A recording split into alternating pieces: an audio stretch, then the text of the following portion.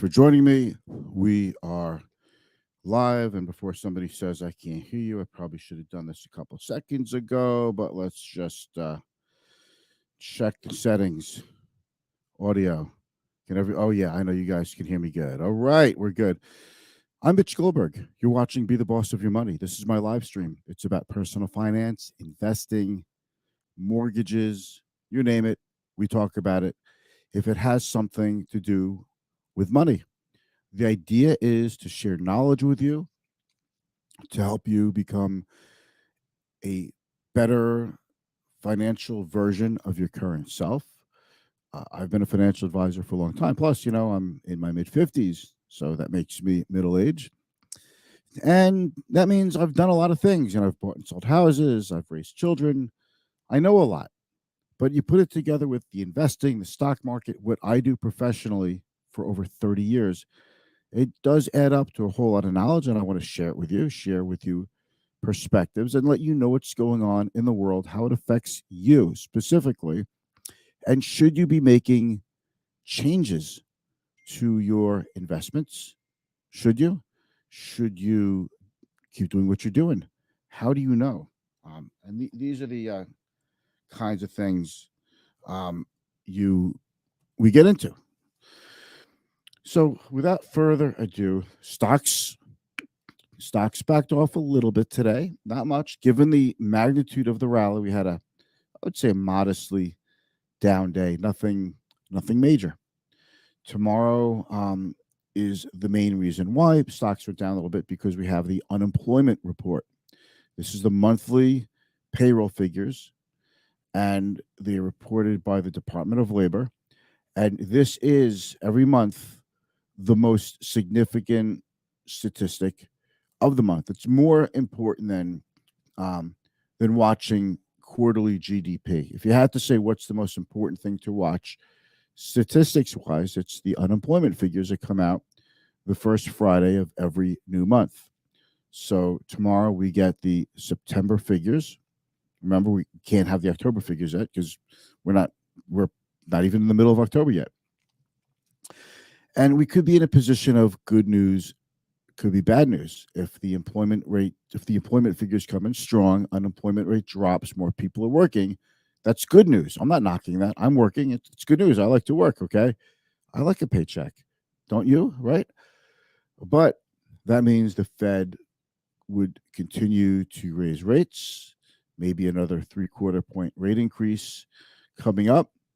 That would be bad for stocks, because eventually higher rates would slow down the economy, and that could cause a recession, and then unemployment would actually start to finally rise. And if it starts to rise, then the Fed would stop raising rates and eventually get around to cutting rates. Then the stock market, which went down, would start going up, and we start the whole cycle again. And that's the nature of cycles. They repeat themselves. And your job is to stay invested throughout the cycles, with the expectation that the next cycle, the markets, the stock market, will scale new heights, and you'll be better off each time. It's worked out like that throughout history. It's always worked out like that. But there's no guarantee that past performance is an indication of future performance. I have to get that in there. Now, if you would do me a favor, give me a thumbs up or a heart, an applause, whatever reaction is available to you, depending on which one of these social media platforms that you're watching from. It helps to spread the word of the show. It helps push the show out to more people, to more of your contacts. It's all educational. There's nothing sales pitchy here. And, if you have any questions, you know what to do. Hit me up in the comments. You have a question, ask me in the comments. I love hearing from you. It's the best part of doing this. So let's roll the intro, and we're going to have a good show, and we're going to kind of go through this pretty quick. Here we go.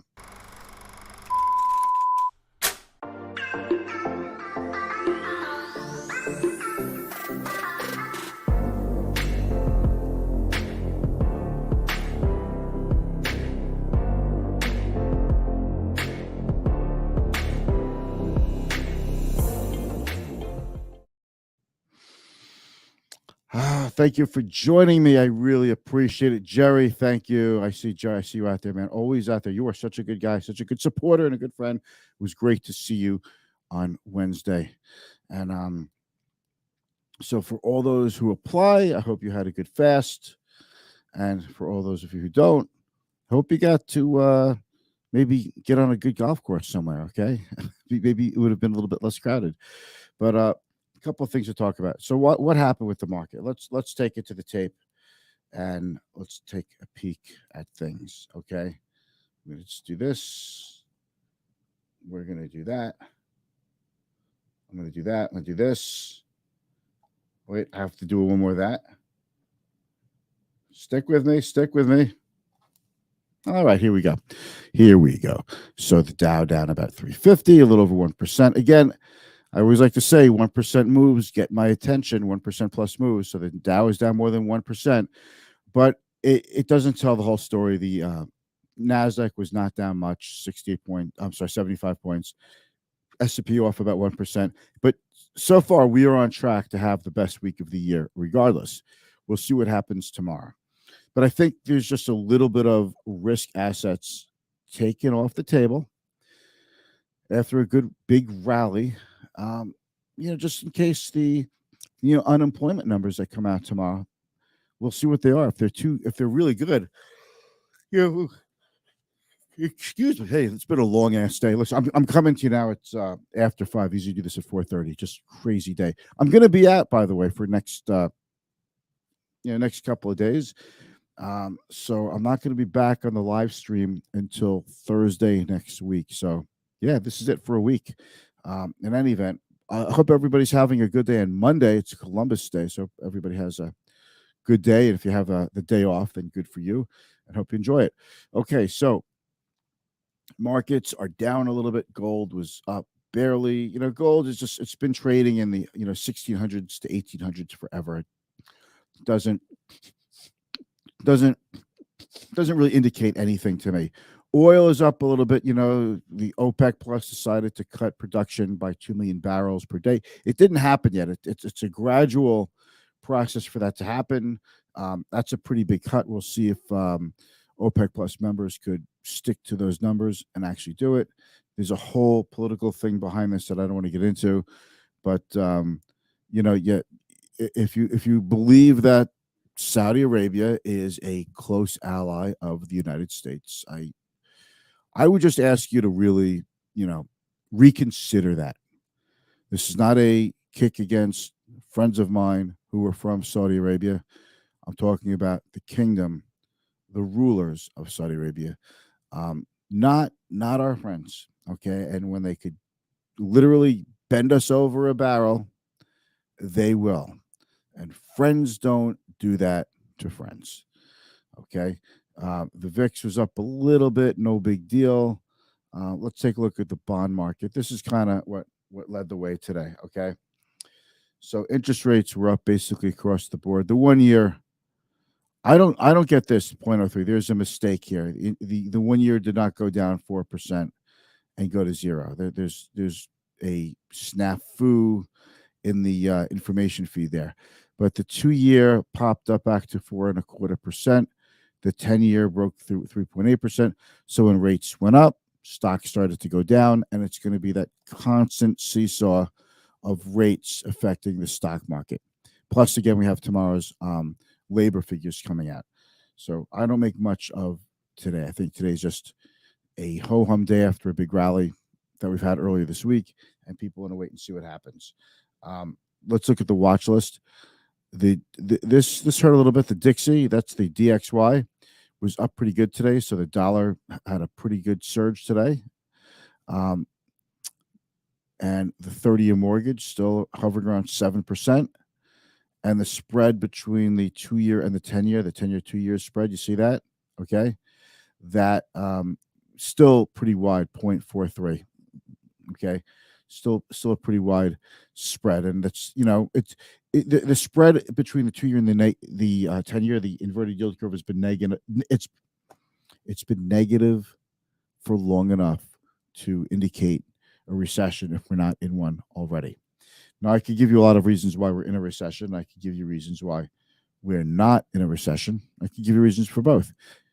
Um, I know people say 2 quarters in a row means of negative GDP, which we had. That means we're automatically in a recession. I'm not sure where that came up with. I do know it came up. Actually, I can tell you. Usually, when we're in a recession, we do get 2 negative quarters of GDP, but because of stimulus money and the pandemic and all the government money and the money printing from the Federal Reserve, things are so wacky now with statistics that it's really hard to glean any kind of reliable interpretation.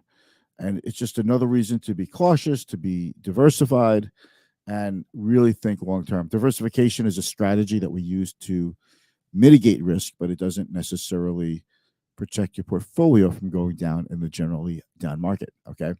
By the way, did you know that you can't invest directly into an index, but you could invest in a fund or security that tracks or mimics an index? Oh, just rolls right off the tongue. These disclaimers, like part of the conversation, right, Jerry? Uh, so yeah, so that's where we are. So rates went up a little bit, stocks came down a little bit, but overall, it was nothing major about the day. It's more a day of marking time, and it was a really quiet. It was just a very quiet day. Um, let's see if there are any major movers today. Yes, the Carnival cruise continues to get crushed. Just a lot. Carnival Cruise specifically is one of those reopening stocks, and people get back to travel and things like that. Reopening stocks go up like Carnival Cruise, but a lot of the reopening stocks that I follow, they're actually all the ones I follow. They're crushed. They just have been absolutely obliterated. Which, if you look at stocks as an indication of what's happening in the real world, it's basically telling you that what's carrying the economy is not goods, because companies like Walmart and Target are telling you that they're overstuffed with inventory. What's carrying the economy is consumer spending on travel, on experiences, because people were cooped up for so long. But that may be running its course, and the stock market is actually telling you that. It's just a reason to be more cautious, in my opinion. Okay, or bearish, in my opinion. All right. So that's what's going on. And just when you thought you were really out of the woods, this is the stock of the day, right? AMD, Advanced Micro Devices, warns. This came out after the close. Warns of third quarter revenue shortfall on weaker PC demand and supply chain issues. That's a tough one, because this stock started to come back, and it's a major tech company. Now it's down almost 4% in aftermarket trading. A little while ago, it wasn't down that much, so it's getting a little bit worse.